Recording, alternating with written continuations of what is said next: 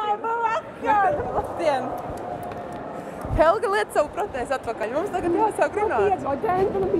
Ziņas tagad ir. Tātad ziņas no izstādes šovakar būs.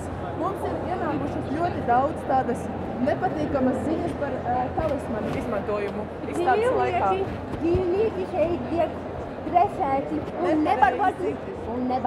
Satikām kāju, kas vispār bija galīgi tādi jocīgi. Kāja liek mums dejo. Un dod tikai vienu bumbiņu uz divām. Kā var sadalīt vispār vienu bumbiņu uz diviem cilvēkiem? 2-1, kas tas ir? Un koks. Reku, tur ir koks staigā. Koks. Kājai būtu ļoti labs koks. Sēdēt uz koka. Tur arī bija pūce. Bet ko tu domā par to tīģeru kostīmu? Treniņtērpu. Par to tīģeru krāsas treniņtērpu. Viņš saplīs vidudzi.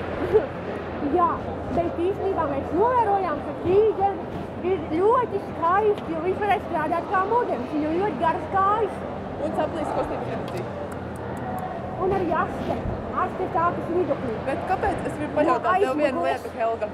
Kur tavas protēzes šodien? Starp citu, arī vienā vietā redzēju, tur bija protēzi izstāde. Un diemžēl es viņas atstāju, jo jauniešiem nebija parādīt. Un tavs svarīgākos jautas trastāli. Kā tev liekas, ko? Mēs pa ilgi jau nestāstam šitās ziņas? Man liekas, ka nē. Nu, starp citu. Rītdien mēs vairāk nebūsim. Būsim gan. Es būšu.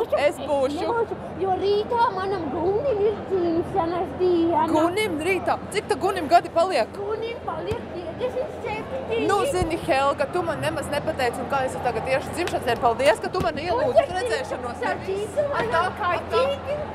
Manam kaķītim rītdien ir 2 mēneši. Riebekle. Manuprāt, ir jāslēdz ārā tagad. Tad cita pagaid, puisi, neslēdz.